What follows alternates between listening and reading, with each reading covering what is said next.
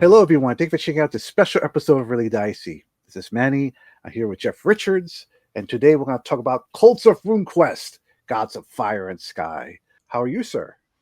I am doing fantastic, and given that we're going to be talking about the gods of fire and sky. It is a beautiful sunny day here up in Colorado, so it's kind of ideal weather for the discussion. The sun is high in Yeah. the sky, and there's barely a cloud to be seen. Yeah, it's warm again in Massachusetts, so it's warm again in New England, so I'm very happy about that. So I can relate to that feel of spring and warmth coming in once more. Before we start, Jeff Richards, you are currently the writer and editor of this book.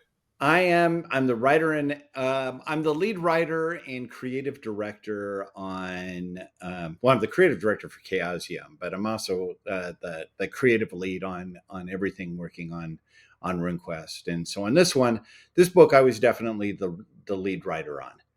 I don't edit my own stuff, so I never get to claim being the editor of my own material. I think Jason wasn't Jason the editor on this one.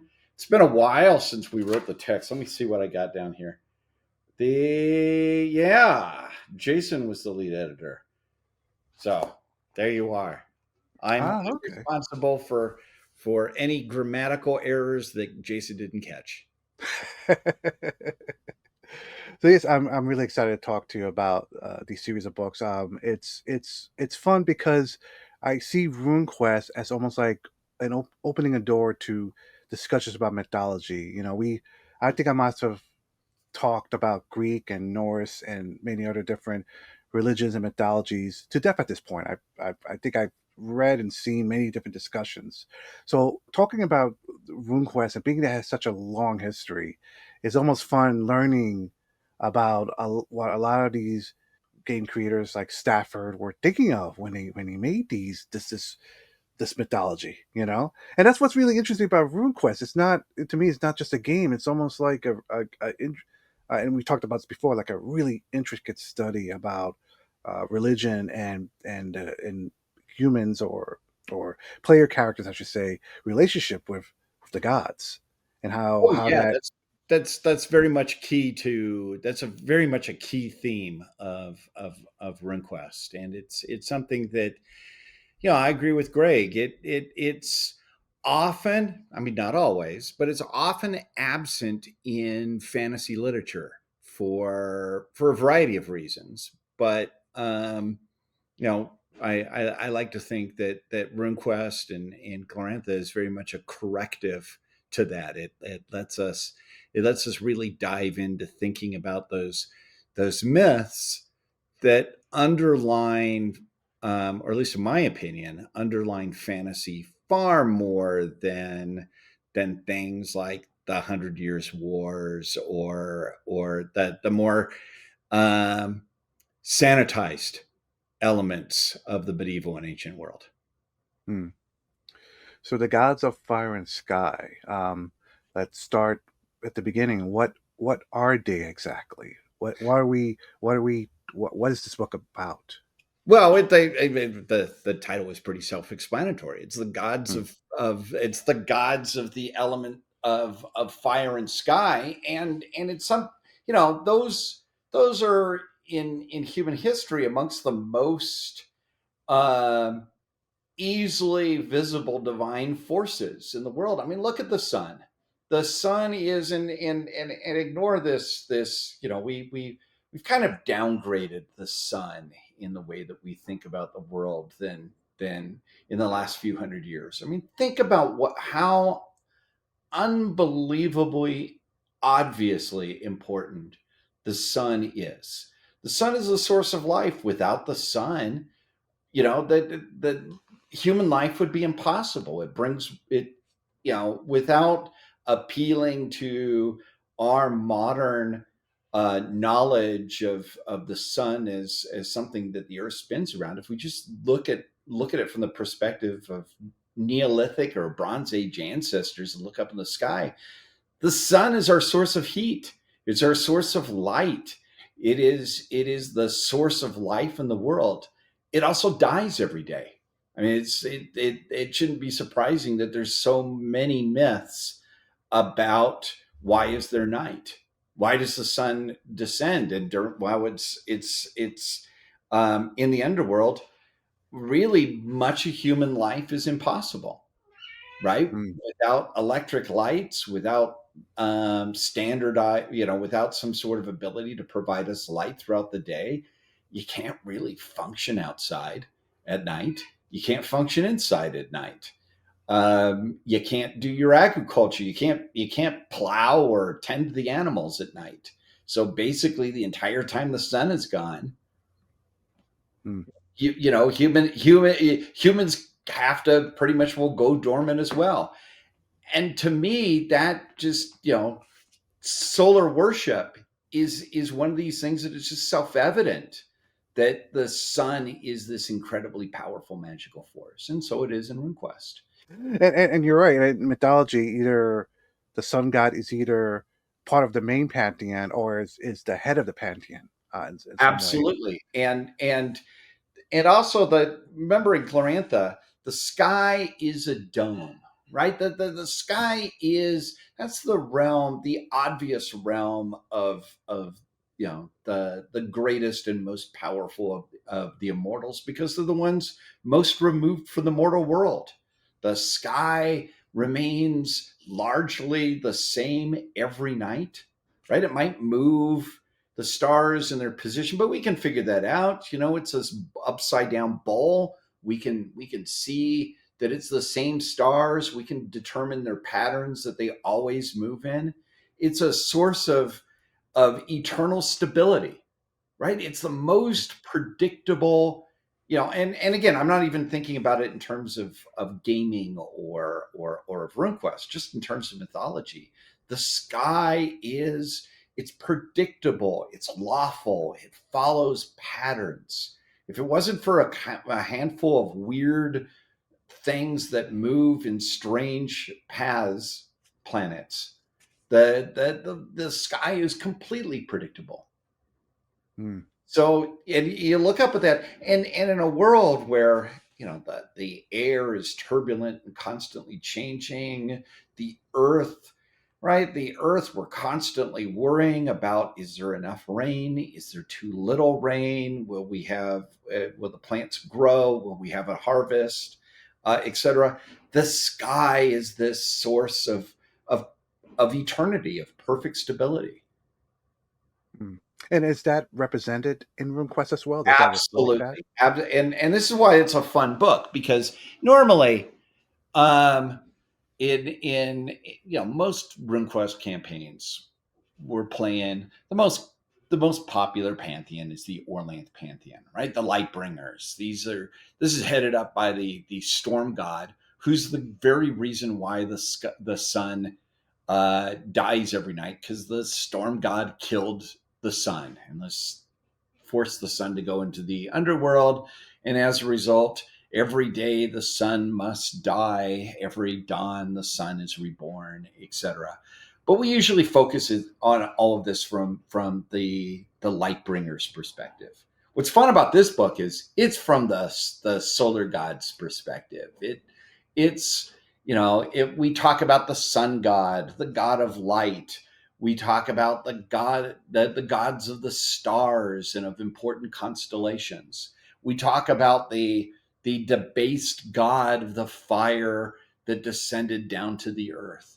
It's all from a even if your players are all playing Orlanthi or Earth cult characters, it's it's a great book because it opens up the mythology so much broader, and it gives a different perspective on the world and the seasons and the interplay of the gods than any of the others.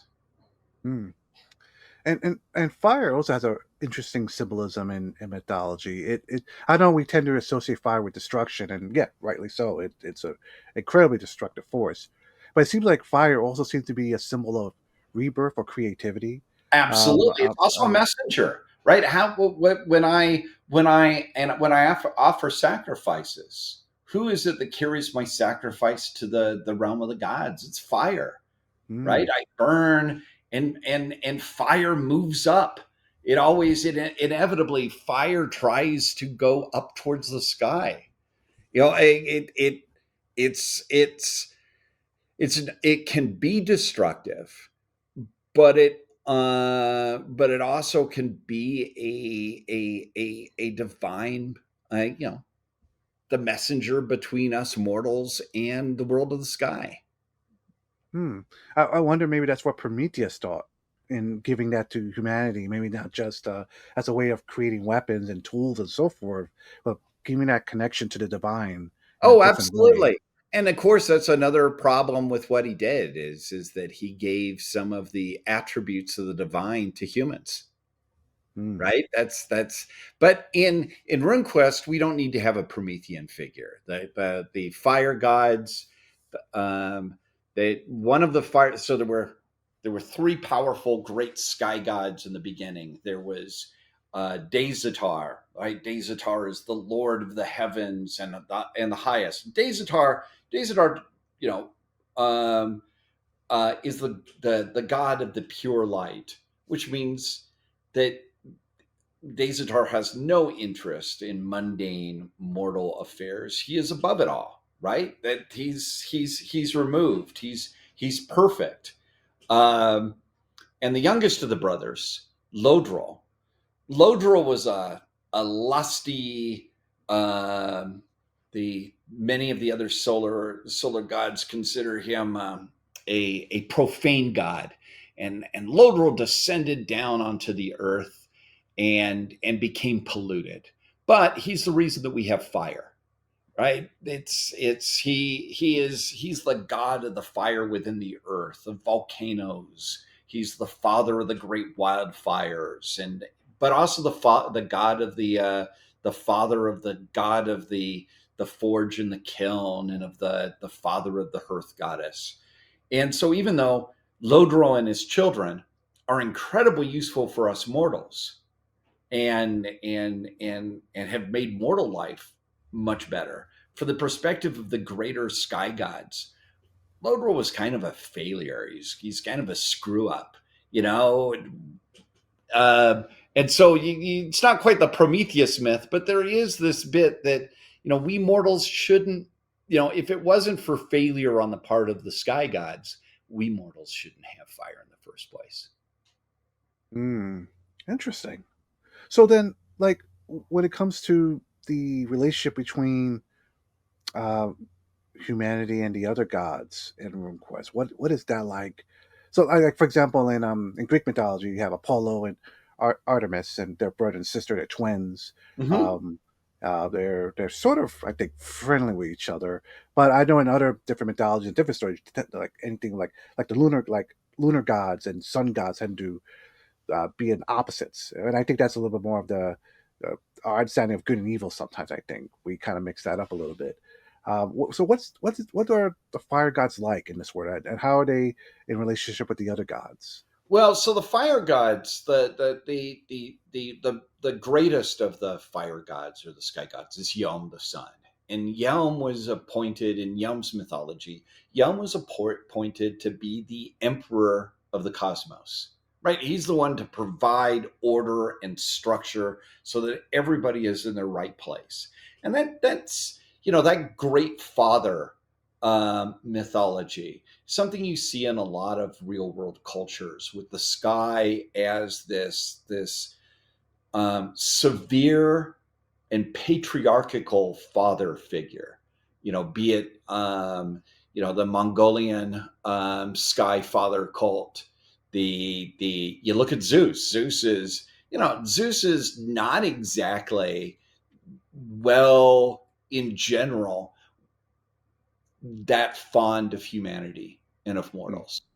Zeus has to really be. It's either got to be important to Zeus for bigger reasons. There's got to Hmm. be a hot chick involved, or there's got to be, that Zeus has to be persuaded. And the Hmm. same thing, minus the hot chicks, um, applies to a lot of other sky gods. They tend to be One of the key traits of sky gods is, you know, the sky is literally above everything, right? How often do you ever get to go to the sky? And don't tell me you just were in an airplane. That doesn't count. When was the last time? And I don't. I'm not. You know, I'm sounding facetious, but let's Mm, think about it in human mythology. The mm, sky is distant. The mm, sky is self-evidently important and powerful. All the great things, the sun is in the sky. The source of light in the world is in the sky, but we can't go to it. We never feel it directly. The sky is mm. always, if I climb up the tallest mountain, is the sky still above me? Yeah, Yep, yeah, always that's is. right. And so in Glorantha, the sky gods, if we think about them, the sky gods tend to be very aloof and they tend to be distant from the common mass of mortals. They just, by and large, most of them, there are a few exceptions, most of them, you know, they don't care. The mortals will go ahead and do the things that they do. And if the mortals upset the sky gods will do what sky gods do in lots of mythologies. They'll crush them. Mm, On the other hand, you worship them because one, they're really powerful, and two, you need them to survive. They are, um, they're necessary for human existence. mm. You know, I know right now social media is kind of making fun of Katy Perry. Recently, she and a bunch of other women went up into space, or at least close to space, and they came back Went up down. into the utter for what, the upper atmosphere for 10-15 minutes, which, Yeah, it was very short, very very short. you think about that, 80 years ago, that would have been phenomenally awesome. Yes, yes, yes. The I problem think is we're just jaded. It's 2025. You went into space for 10-15 minutes. I know for 99.99% of the human existence, that would have been unbelievable. But it's yeah, 2025. I'm not impressed. yeah. But what stood out to me of the whole thing was that afterwards she came down and like she kissed the ground, and she seemed like to have like almost like a religious experience from it. And it's not the first time I've heard that. William Shatner said something similar Same too when thing. he went up. And I can only imagine that for the people in RuneQuest where they may be able to go to touch the divine, like to like this. Sorry, I'm just. I guess I'm not really having a question, but I can only imagine that those are type of revelations is why people follow the gods of fire and sky is that feel of the divine, if that makes Oh sense. yeah, and again, as they say, that if we just think about ordinary life, aren't they the most self-evident of divine powers? I mean, the sun's nuts. Do you ever spend any time sitting there and just thinking? And again, you got to take off. You got to strip away that 500 years of Copernicus and Galileo here of demystifying the sun, and just look at it. I mean, don't look at it straight with your eyes. We all, hey, heck, that's actually another proof of it. I can't even look at it. The sun is so magically powerful, I have to avert my eyes. Yeah, What happened? Icarus going too close. Exactly, we know.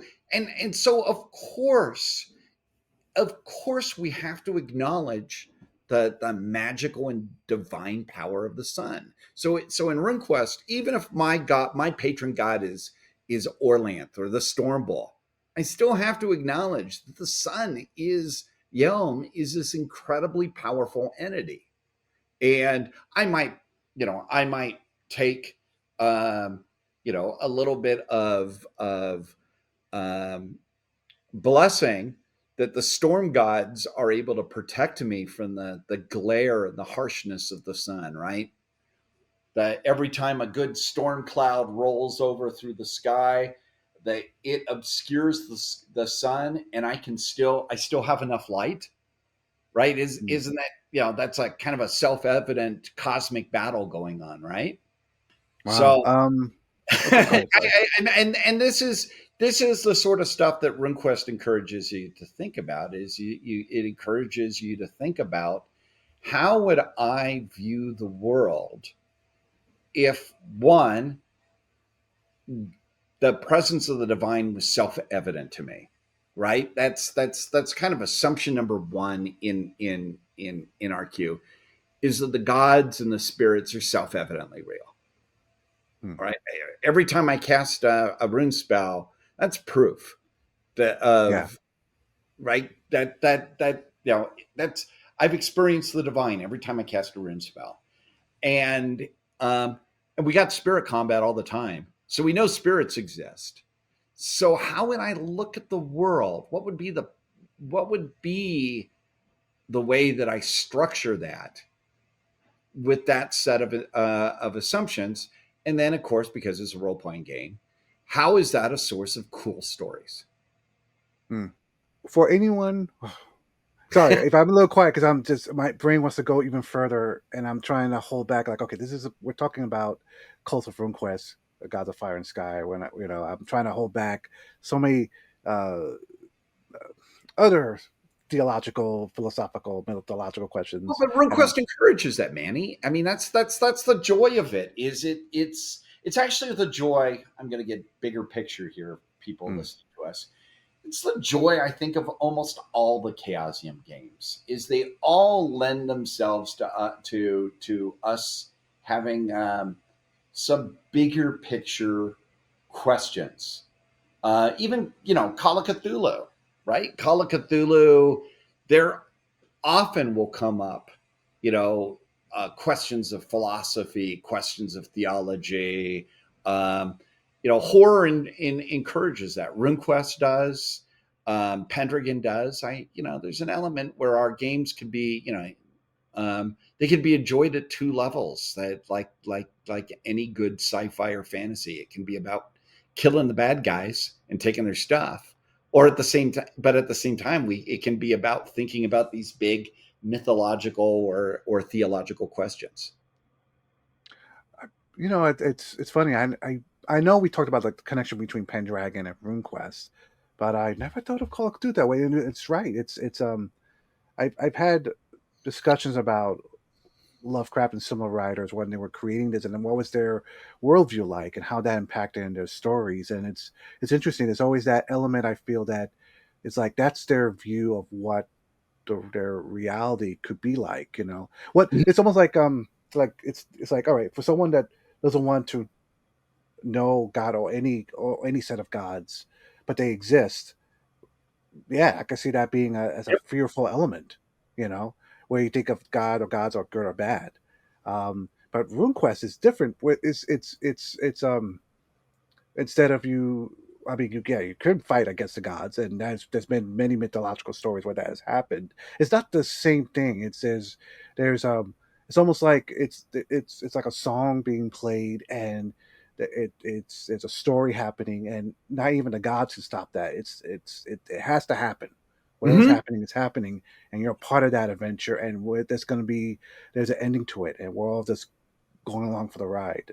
Not And like the horror. Well, and the I'm sorry. gods are definitely, mortals and the gods are definitely intertwined, right? So even though the gods of fire and sky tend to be aloof and distant, they're nonetheless tied to mortals. I talked a lot about the sun and Yelm, but one of the more approachable gods of fire and sky in the book is Yomalio, and Yomalio he's the son of Yelm. He's the light the sun gives out. He's the light that still exists even after the sun is gone. Right? He's that eternal spark that is never fully extinguished.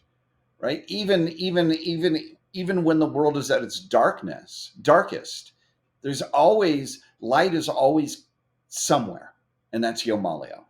And Yomalio, although certainly a a god that is strict into what is pure, right? This is just a common thing with all light gods, not just in Glorantha, but I'd say in a lot of real world mythologies. Light, by definition, is pure, right? So right, because the moment that I make him pure light, I have less light, right? Mm, That's if we think about it, what is impure light? Well, it's absence of light. yeah. So you have all of the light gods in general have a focus on purity. But despite that, Yamalio is very friendly towards mortals. Um, Yamalio was one of the last gods to defend mortals in the Great Darkness. And if you remember that from some of our previous discussions, the Great Darkness is that period where chaos threatens to extinguish the world. And that ties right into the gods of fire and sky, because we often focus, if we're playing RuneQuest, we focus on how Orlanth and his companions went down to the underworld on the Lightbringer's quest to bring back Yelm, the sun god, which again ties into this book. But we also have Yamalio, the son of Yelm, who never dies in the darkness. He never goes to the underworld. He remains aiding mortals so that the mortals still have a last shred of light in what otherwise would be the greater darkness. So, Mm, and to me, that's a fun way. We often look at these myths from the perspective of the Lightbringers cults, and this book gives us the chance to look at it from the point of view of the gods of light themselves. And it's one of the neat things I absolutely so love about Glorantha is that its mythology all interlocks, right? It's not a lot of fantasy mythology to me feels like it was written by a committee, right? They kind mm, of went in, okay, well, here's our Apollo equivalent, here's our Thor equivalent. Hell, we'll even call him Thor. In first edition AD&D and in some other editions of D&D. Whereas in RuneQuest and Glorantha, there's a unitary structure to mythology, and that unitary structure is reinforced as opposed to undermined when I look at it from the perspective of somebody else. And to me, that I find that endlessly fascinating. It's quite different from how modern anthropologists tend to look at mythology. We tend to focus on how it's a cultural construct. But that's no fun for a role playing game where we're assuming mm. gods and spirits are real. If we're going to assume gods and spirits are real, then let's look at mythology from the point of view of somebody that accepts its premise. Mm.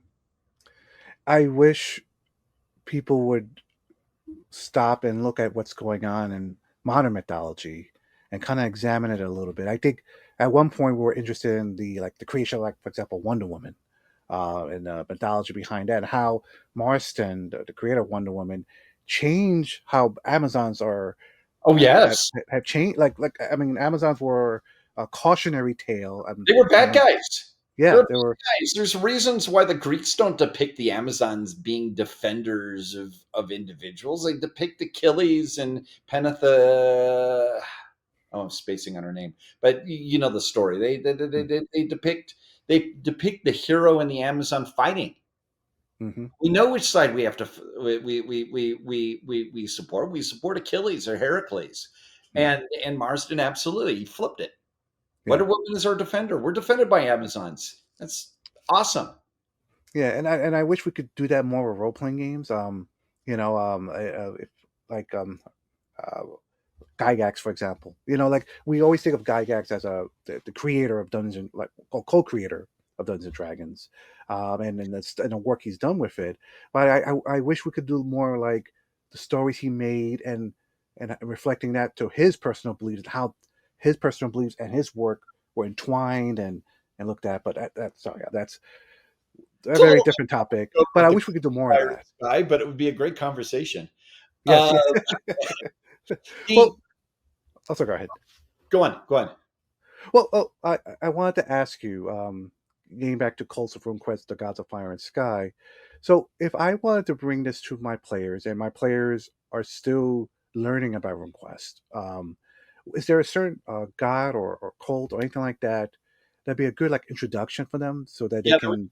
there are two that I would say are that show up the most often. The number one is Yomalio, right? Yomalio is a frenemy of Orlanth. Their relationship is neutral overall, but Orlanth and Yomalio have fought. Orlanth and Yomalio have been allies, um, and Orlanth, from Yomalio's perspective, um, from his cult's perspective, Orlanth killed Yelm. Orlanth then attacked Yomalio and beat him up, wounding him so that preventing Yomalio from being able to aid mortals as effectively, and took some of his best weapons.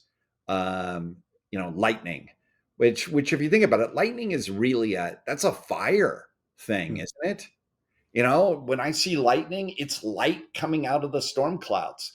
hmm, And the myth in Glorantha is Orlanth, the Storm King, beat up the god of light and took lightning as from him, and now he has it instead of Yamalio, hmm, uh, which I think is a cool story. It yeah. explains those. It explains when you're driving across the plains and you see hundreds of lightning strikes, and they're bright, but they're not really from the sky. They're coming from the clouds, and the clouds are something I can touch, I can approach, Hmm, right? I can get to the clouds. They're not that far away. I can just go up a hill, and I can be in the clouds, and I can certainly be in the clouds in the mountain. But and that's part of the difference between those air gods and the gods of fire and sky. But Yomalio is um, been around. I mean, it's one of the original cults from the old Cults of Prax days, and has been around. And Yomalio's cult builds these sun dome temples around, which are kind of anchors of light, even in the lands of the Orlanthi. And the other one that's fun is certainly my daughter's favorite cult, Yalorna. And hmm, Yalorna she's a star goddess. But she's cool because her cults are basically Amazons who ride unicorns. And I, for one, it's one of the things I've always loved about RuneQuest is, it's the game. You can have characters who ride a unicorn or a bison or a sable antelope or even a rhino. To me, that's maybe it's a byproduct of being a kid in the 70s and seeing all those kind of crazy album covers and weird comic book covers and so forth, that. But to me, that's just cool. hmm. And before I ask you details more about what's in the book and the 13 new cults you have here, for anyone that's been following RuneQuest for a long time, what new things do you think about this book will really do you feel that really will impress them or grab their attention? Well, for the super old timers, it's the people that have been around since the beginning. It's to finally be able to play cults like Shargash or Polaris or Orania, um, uh, to have write ups for the various work fires, for there to be a write up about Dazatar. These are all cults that have been, or gods that have been present in Greg's Glorantha writings going back a very long time. But there's never been really official. or canonical write-ups about them. They've usually been little more than a name. And being able to actually have those, if you've been into, RuneQuest or Glorantha for 30, 40, 50 years, that's pretty cool and exciting. That's sort of like the with the Lunar Book. It was a lot of cults that had that were present in that up until then had just been names. Hmm. And Was it because of space reasons why they weren't cults for them before, or? partially because Greg, partially space reasons, partially because Greg never got around to thinking very much about some of the, Greg very much focused on Yamalio, on Yelm, and then, he mentioned Dazatar a lot, said Dazatar was super important, but never really thought that it's not worth it for me to expand out the five people that want to play Dazatar cultists can make up their own cult. Was kind of his, that was very old school. um, Hmm. for me, and I grabbed all these books. One of the things I really love about this series is it's just this nice fat expansion of not only player character options but of world building. The cover here, who is that depicting? That is depicting Yelm, the sun god. So there's the sun casting away the storm clouds, returning to his place in the heaven. I mean, look at that fire rune staff that he carries. He's got sunbursts emitting from him. He emits light. I mean, clearly that's just a can't you see sun god? Doesn't look like looks more sunnish than Apollo. I always thought, Apollo was kind of uh, and he wasn't really the sun. He was also very much a god of light, of Hmm. healing and disease. Um, I think he was always more a god of the light of the sun more than the sun itself. The sun was Uh, healing. That's right. It was it the wheels of his chariots? Yeah.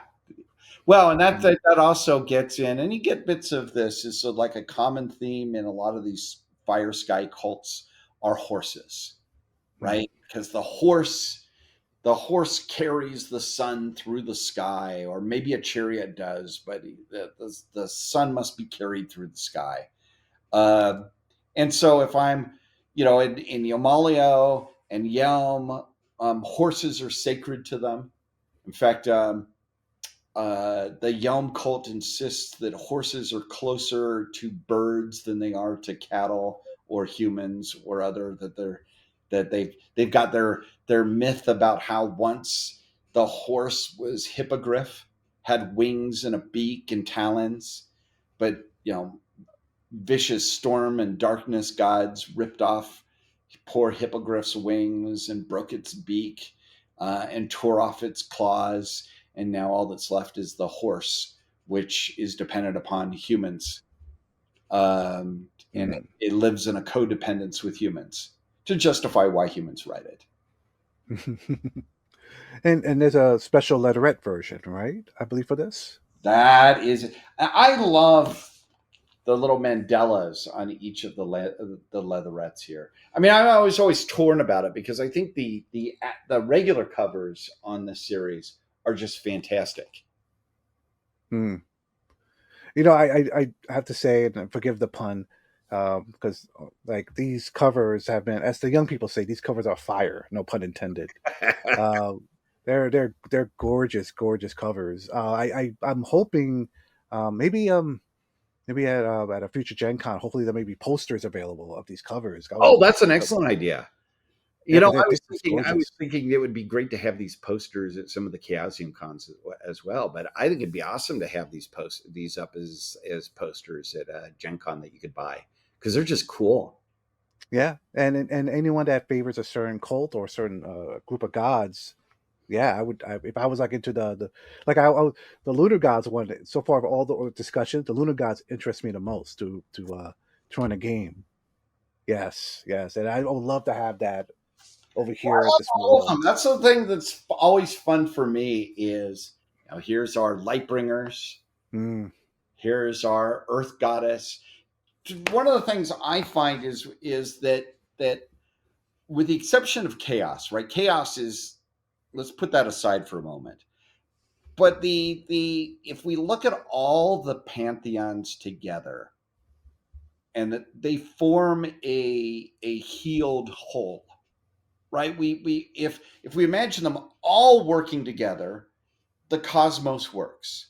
But of course, the gods don't all work together. They squabble and they fight, and that's part of the reason. Just like human beings do. Human mm, beings, if we want to be all Jungian, right? That ultimately we need to integrate all the things that we push away in order to become a truly whole person, right? That's kind of Jung 101, isn't it? yeah. Um, and we look at it in Glorantha, and all of these great powers in the world, they're all in conflict with each other to a lesser or greater extent. But if we look at them as a whole, that conflict is what drives the world. And as long as we look at it from a whole, that conflict, is healthy. It's the progression of the seasons. The problem is that we usually only look at one part of it. We get all yay Orlanth, right? Storm, and which is great. I love storms too. I live in Colorado. We have lots of them. Mm, But we go yay storm, and and as a result, we end up in maybe empowering our god when that god maybe shouldn't big picture be as powerful. But the same thing with fire, right? We love the fire in the sky, but the problem is if fire and sky doesn't get defeated by air, we what happens to the rain and the water and our ability to survive. And mm, same thing with the earth is if it we if we don't let the earth interact with water, fire, and sky, it's not fertile, and so on. And it's one of the things I absolutely, even darkness, right? Darkness has its place in the world. Without darkness, uh, dark, that's that our shadow is often where our creativity comes from, mm, right? So all of these gods and forces, they all have a place in the cosmos. Now, this one aside is chaos. Is that they chaos, unless we're good lunars like we were last time we talked, Manny. Um, chaos is an intrusion into the world and threatens its uh, is an existential threat. And to me, I love that, working on these books, because every one of these pantheons, every one of these groups of gods are a key part of our own cosmos. player options. Now, I'm sure everyone wants to know. Um, hopefully, they've enjoyed our first 40-minute discussion about mythology. But but I'm sure they want to know also about like player options because I know even myself I like to know how to be a Sun Lord. That sounds like an awesome title. Oh yeah, Or, well, so Yelm, Yelm is the god of nobles and imperial aristocrats, right? He's a ruler, and he's not a ruler of like some village or whatnot. He's too important to rule such things. He's a ruler of kingdoms, of empires.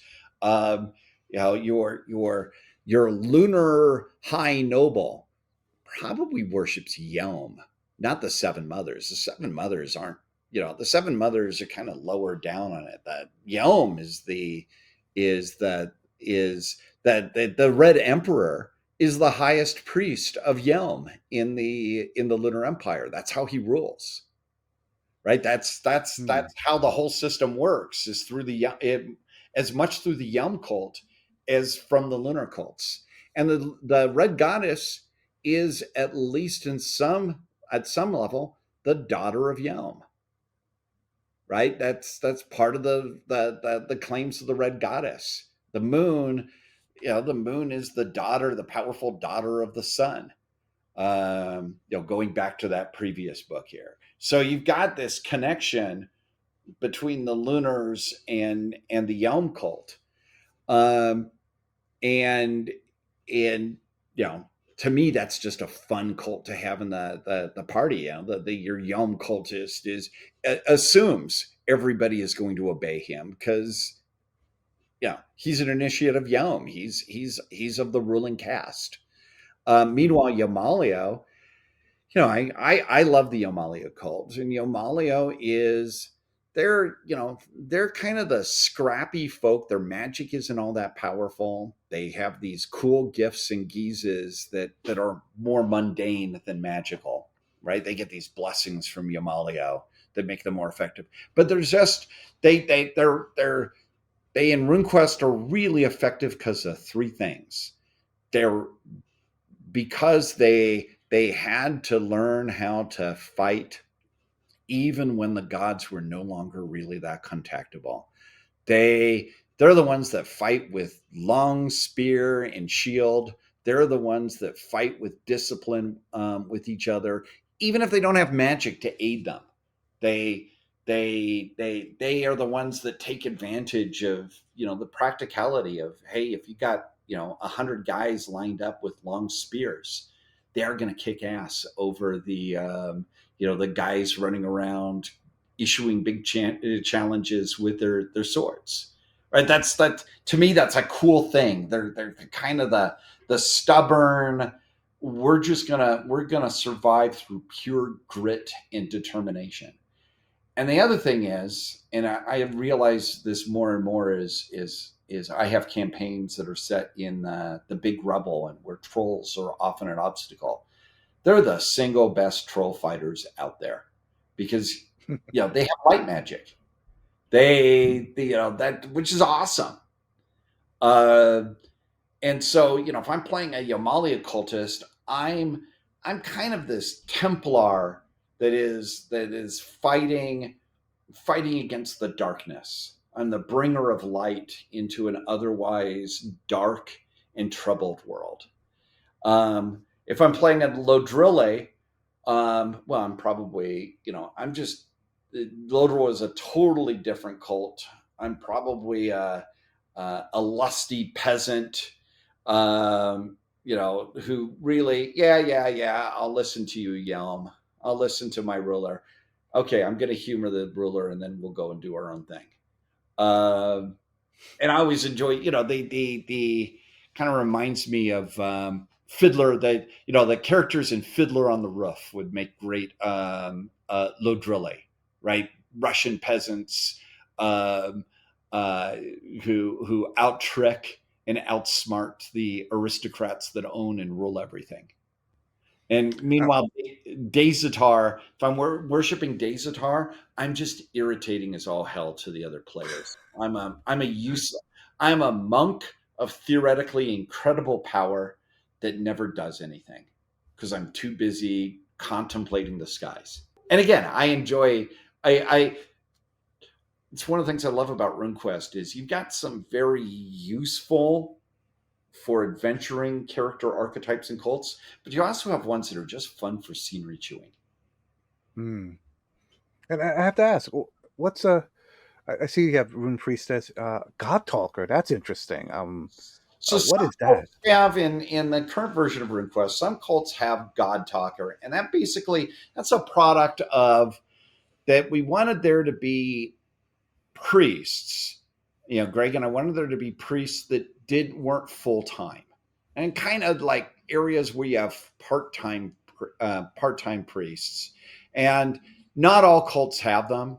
They Hmm. tend to be in areas that have less stratified societies because yeah, I'm a priest some of the time, but most of the time I'm a farmer or something else. Um, I wonder, and again, this is just you and me talking game design. There's times where I wonder if they're actually really necessary under the RuneQuest rules, if they're more an artifice of um, uh, the the time commitment. Like in our queue, what we say is if you're a priest, you have to spend X percentage of your time doing priestly stuff. And there's always bits from a game design perspective of, well, what would happen if we just dropped that?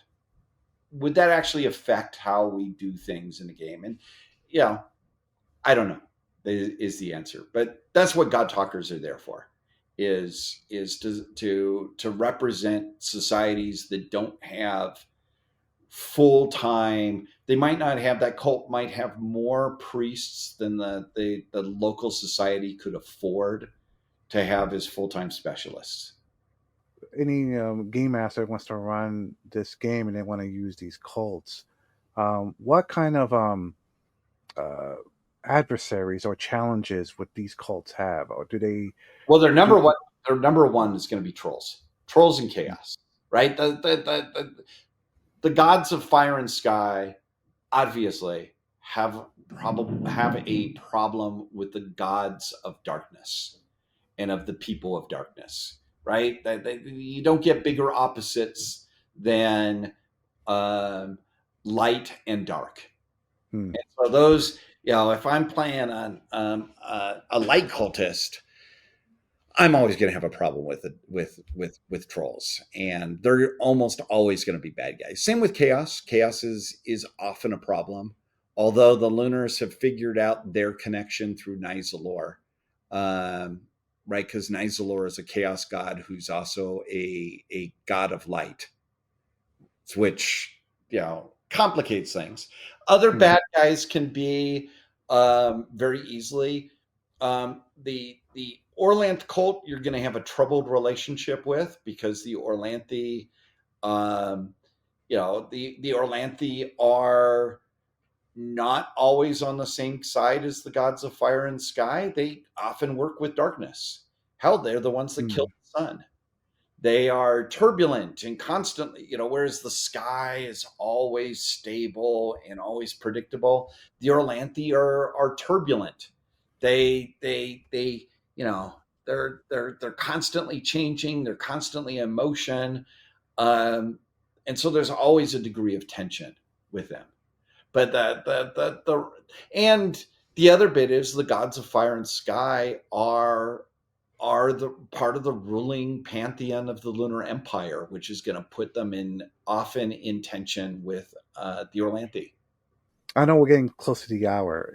Is there anything about this book, anything that maybe the typical RuneQuest fan Oh, I'll is? tell you. Well, let me just show a little bit here. So we've got, like in all of the others, we have these wonderful cult write-ups here of the various. So Shargash is, when you were talking about the destructive elements of fire, Shargash is an embodiment of that. He's a destructive, destroying entity, whereas Polaris, that's those stars. That's the North Star that is always at the top of the sky dome. But oh yeah, wait. Let me just show off some other pretty ones. Here's our unicorn riding goddess.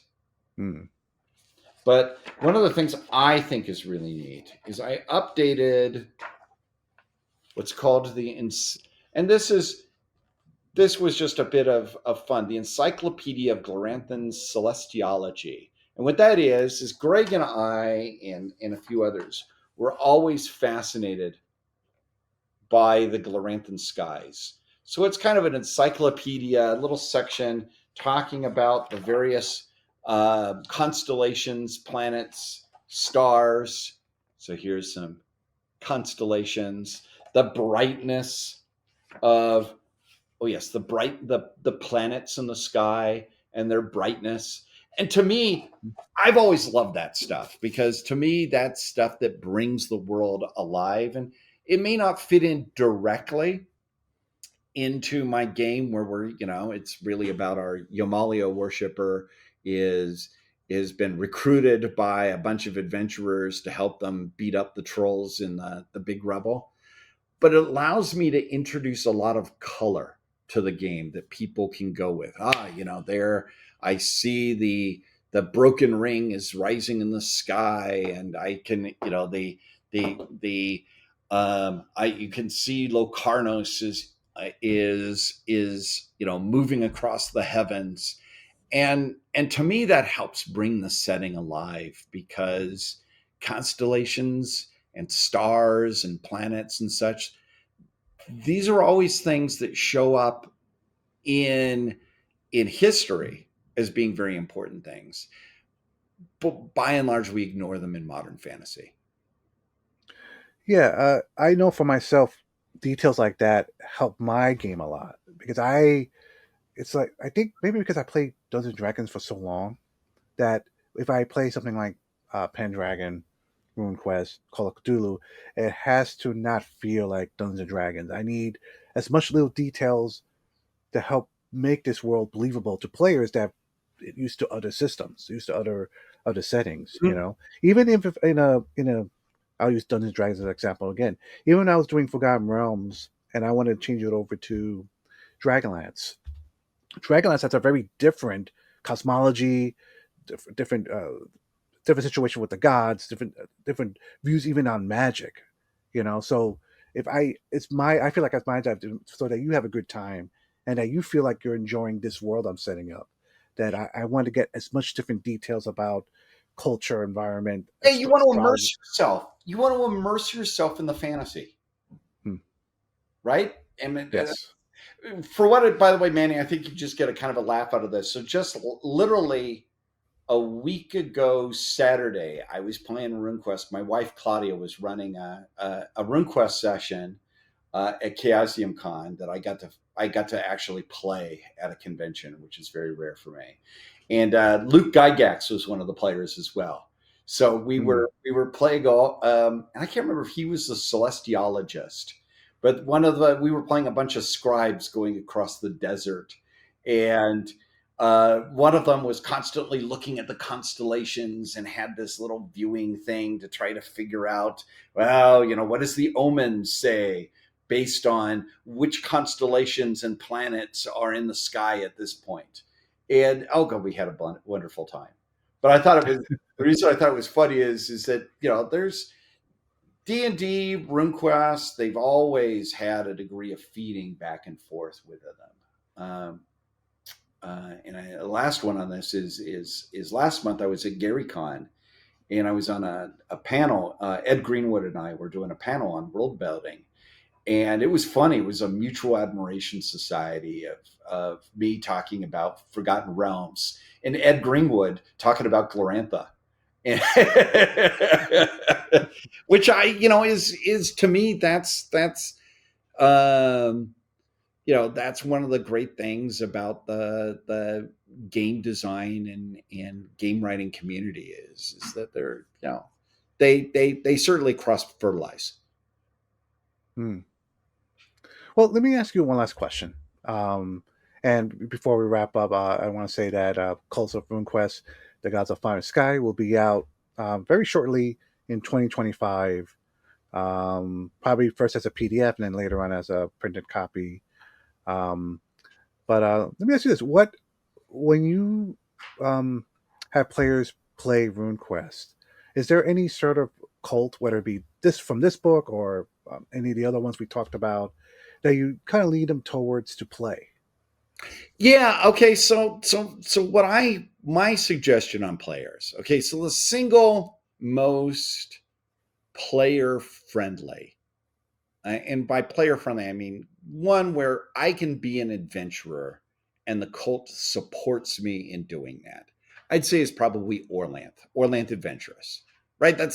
It's the hero cult, and as long as you're following into the hero archetype, you're going to be good with Orlanth. And then right close to that, you've got Humacht, who's an easy, yeah, that's a very easy introductory cult. What am I? Well, you worship the god of war and death. You are um, uh, devoted to being the line between the living and the dead, etc. Okay, so what you're saying is I'm basically a Ronin samurai type, right? Yeah, perfect. Okay, we all know Lone Wolf and Cub. You're Your what is it, Tommy Ito on the road to hell. Great, play that. Storm Bull, super easy cult, right? Kill chaos, smash stuff, right on your Praxian War Mount. Yomalio, another very easy, straightforward cult. I'm there for light.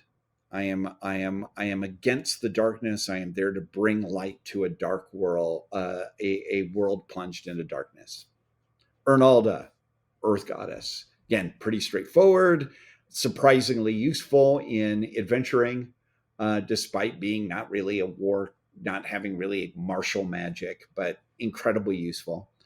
What did I say with the other ones that um, Babeaster Gore, the Axe Maiden, very straightforward, very easy. I have an axe. I enforce oaths. I protect the earth against the despoilers of the earth. All easy, straightforward. And there's a few others. Isseries, which is in the Lightbringers cult, is another very, I'd say, good beginner cult. It's when you get away from those core myths and go a level down deeper that, maybe that's not the cult I would start with, because not because the cult is complex or wrong, but when I'm starting in a role playing game, I want to be able to jump in with as little, needing to know as little as possible about Mm. the greater setting. I want to, first time I play in a setting, I want to be able to explore the setting. I don't want to have to read. I don't want to have to read a huge amount of information in order to have the context of where I am. And so I would generally start with those kind of core cults, and then when I've explored the world more, then I want to dive down and go, okay, this is cool. I played Orlanth, or I played Yomalio, or I played Ronaldo or Humacht. Let's go for a weirder take on the world. I'm going to play Ermal, or I'm going to play Lodro, or I'm going to play one where maybe it's going to be a little more of a role playing challenge, but I'm going to have a wonderful time. One last follow up, which I'm always struck by, is there's a weird bit, particularly in the fans of some games, and RuneQuest is one of them, where they feel that they need to know everything about the setting, or want to have every potential option that might exist within that setting, and that they want to have that full range immediately off the bat. And I think about it, if I was running a game where we were all Viking, we're starting it, we're Vikings. I'm probably not going to right off the bat want to play a classical Mayan, or a what, ninth 10th century, what is that, Gupta Gupta dynasty in India. That's Mm. probably not what I'm going to want to have on my Viking longship. You know, there is, or same thing if I'm playing in a game and it's all set around, Caesar versus Pompey, right? The Great Civil War. I'm probably not right off the bat, as we're exploring this. Maybe playing a Pict isn't likely to be one of the first characters that we should be doing, in Mm. that. And we wouldn't think about doing that, but we do in a lot of fantasy settings do that. And I've always found it a strange thing. Yeah, there is a something about our culture that we have to be completionists. We have to have everything, and I agree with you. Some like okay, so I'm in the middle of running a session in the One Ring RPG Second Edition, and we're in the city of Darbad, and there's been many books since that's come out, information about that, but that Darbad is only maybe about 20, 30 pages altogether from two source books, and we've been stuck in it for a couple of sessions because there's so much to explore, Right. and just in that alone, and I there's something about it that you can see from behind me. I have books about uh, from a game and so many source books, but honestly, if you ask me how many have you played in them, not much. I mean, they're great to read, but to actually play in it, maybe a quarter of one source book we've been at for the most amount of time. You know, Um, and that's why I like about RuneQuest, which what I was trying to allude to before. RuneQuest gives me that feel when I first watched Clash of the Titans, the '80s version, when I first saw it. When I was young. That Real version. that There was never a sequel. or remakes. There was just that one movie, and it's just that feel like you're looking at this whole new alien world and time period, and you're just like being wowed by it. And that's what RuneQuest does every time a new source book. I'm so new to RuneQuest, and which viewers would know, and hearers would know, um, listeners would know. But I love talking to you or to anyone about RuneQuest because I learned something really interesting, some great little nuggets of stories that you and other writers in Stafford have put together. Well, thank you. And I guess that's a great way to end this segment. So, viewers and listeners, thank you for listening or watching. Again, I'll put a links in the description below for the book. Again, we were talking about the Cults of RuneQuest, the gods of fire and sky. And I look forward for the next books. I don't think the Darkness book has come out yet, right? No, Darkness has not come out, but next time, what we ought to talk about, Manny, we ought to talk about the what Mike Merles and I have been working on for RuneQuest. But that is for a future discussion. Oh, all right. So, like and subscribe, everyone. Stay tuned for that. And yeah, thank you, everyone. Stay safe. We'll see you next time.